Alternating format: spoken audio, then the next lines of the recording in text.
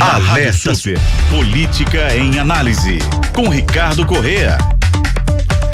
Vamos fazer a nossa conexão BH-Brasília, ir até a capital federal, conversar com Ricardo Corrêa, editor-chefe de O Tempo, que já está aí no seu vídeo. Ricardo, muito boa tarde para você. Boa tarde, Léo. Boa tarde a todos os ouvintes. Um prazer mais uma vez participar aí com vocês. Pois é, Ricardo, a gente acompanha as buscas por sobreviventes no litoral de São Paulo, pelo menos até o momento, 48 mortes confirmadas, outras 40 pessoas ou mais estão desaparecidas e um cenário total de guerra lá nas cidades mais atingidas. E tem um fator político em cima disso. A gente vê uma boa relação com o governo de São Paulo, do Tarcísio de Freitas, com os prefeitos da região, com o presidente Lula, não é isso? Exato, né? A relação é a melhor possível, né? Hoje, o que a gente sempre fala obrigação, mas não acontecia com frequência, né? Inclusive hoje o Tarcísio está se encontrando com a Marina Silva e antes do encontro ele exaltou a agenda da Marina, né? Quando perguntado, o que vocês vão discutir, ele falou, olha, todo mundo conhece a agenda da Marina, é uma pessoa que luta contra as mudanças climáticas, então a nossa reunião vai ser sobre futuro, sobre coisas que de fato a gente pode fazer para que as cidades se tornem mais resistentes a eventos climáticos extremos que vão ser mais frequentes a partir de agora, né? Então, sim, uma sinergia muito grande entre governos locais e governo federal, né? Lembrando, inclusive, que o prefeito da cidade era um antigo apoiador de João Dória, então também tem esse outro componente, né? E esse evento específico lá em São Sebastião também tem ajudado na relação de Lula com as Forças Armadas, né? Porque uma tragédia desse tamanho, né? Um momento muito triste, muito duro, mas que sedimenta de alguma forma as conversas de Lula com as Forças Armadas, porque as Forças Armadas têm sido fundamentais, né? Num evento como esse, né?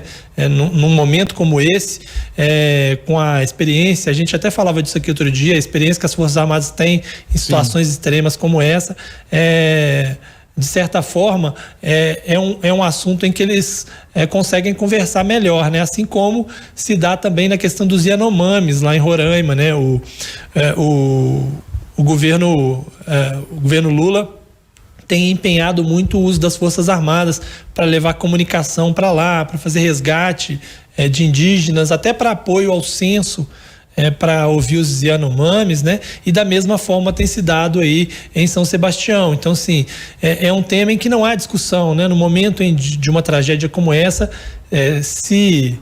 requer muito união entre os diversos entes federados e também entre os órgãos de governo, né? E não há espaço para brigas, né? Nesse momento, a prioridade é salvar as pessoas e, de certa forma, tem esse componente político aí que está colocado, né?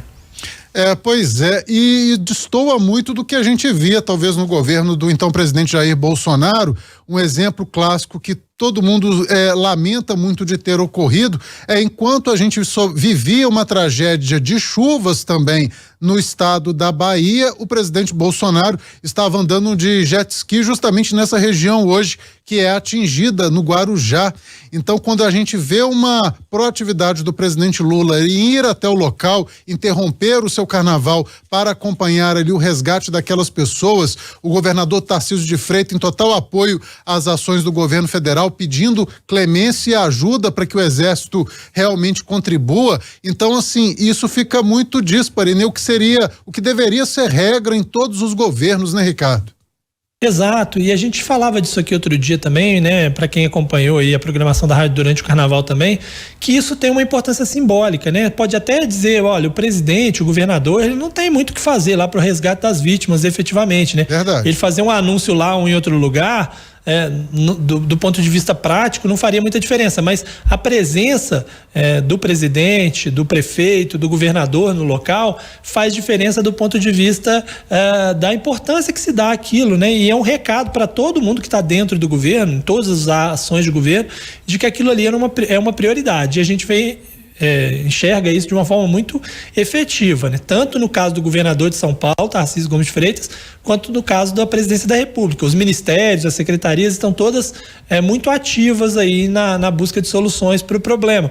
Um problema que, obviamente, a gente também falou isso aqui, não deveria acontecer, porque deveríamos estar discutindo prevenção a desastres para não chegar a esse ponto, mas que ainda que houvesse todo o trabalho de prevenção, né, de retirada de pessoas de área de risco, quando a gente está falando de um evento como esse, que é a maior chuva já registrada na história do Brasil em um local, não tem muito como quantificar o que vai acontecer de fato, né?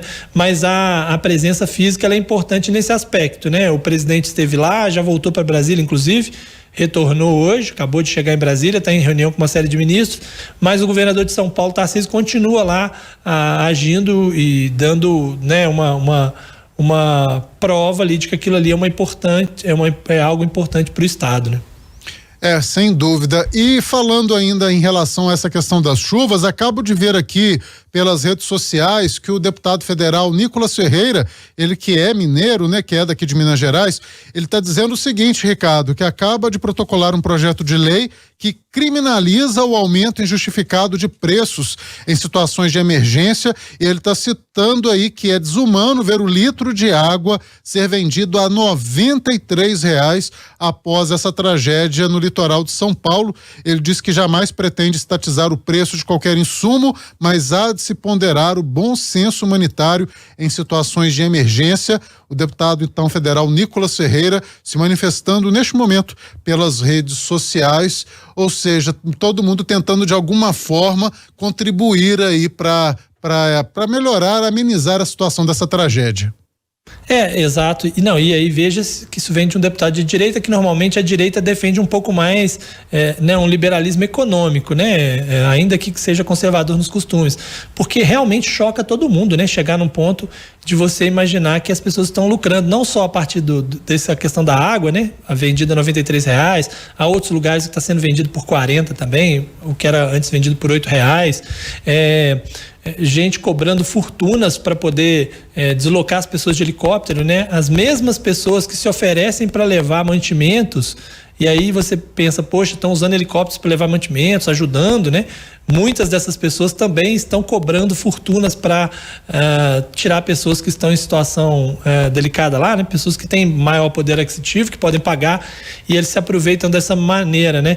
E teve até relatos, inclusive dados pelo governador de São Paulo, de que há saques a veículos que estão levando mantimentos. Quer dizer, é uma situação realmente de barbárie que mostra que muitas vezes o ser humano, infelizmente, precisa de algum tipo de regulação diante dessa situação, né? Acho que esse é um caso muito claro para que não se dependa apenas da bondade das pessoas, porque nem todas as pessoas são boas, né? E as pessoas às vezes querem lucrar em cima de uma tragédia e é algo deplorável, né? É verdade, tomara que o Exército consiga atuar de fato aí, até, né, dando uma escolta para esses veículos com doações. Ricardo, mudando de assunto, seguindo aqui com a nossa pauta, a gente tem a primeira reunião de ministros de finanças e governadores de bancos centrais dos países do G20, que é o grupo das maiores economias do mundo, e Fernando Haddad, ministro da Fazenda, presidente do Banco Central, Campos Neto, seguindo aí então para a Índia para participarem deste encontro. Qual o simbolismo que você vê aí dos dois juntos, sendo que o governo Lula critica tanto a presidência do Banco Central? Mais uma oportunidade aí para eles apararem arestas, né? Parece que a situação agora já está mais controlada e é importante que eles estejam juntos aí nessas discussões internacionais, até para que o ministro da Fazenda entenda, ou por outro lado, o presidente do Banco Central entenda se a política de juros está adequada ou não ao cenário que é mundial, né? A gente não tem situações apenas internas para justificar essa questão dos juros, né? E quando você tem encontros multilaterais assim, né, no mundo inteiro, isso é importante para que a gente tenha uma ideia de para que lado está indo a economia mundial e se a gente está no caminho certo e usando os remédios corretos, né? Eles saíram do Brasil durante a madrugada, mas só vão chegar lá na Índia para o evento mesmo amanhã pela manhã, né? E vai ser uma oportunidade também e o próprio ministro Haddad disse isso, preparar o terreno para que o Brasil assuma o comando do G20 a partir do ano que vem, né? De certa forma, o Brasil já vai tomando pé da situação para tomar assento aí no comando da discussão da economia das 20 maiores potências do mundo nessa área, né? Na área econômica. É isso. Ricardo Corrêa, editor-chefe de O Tempo em Brasília. Ricardo, muito obrigado, até amanhã. Muito obrigado, até amanhã, Léo, um abraço.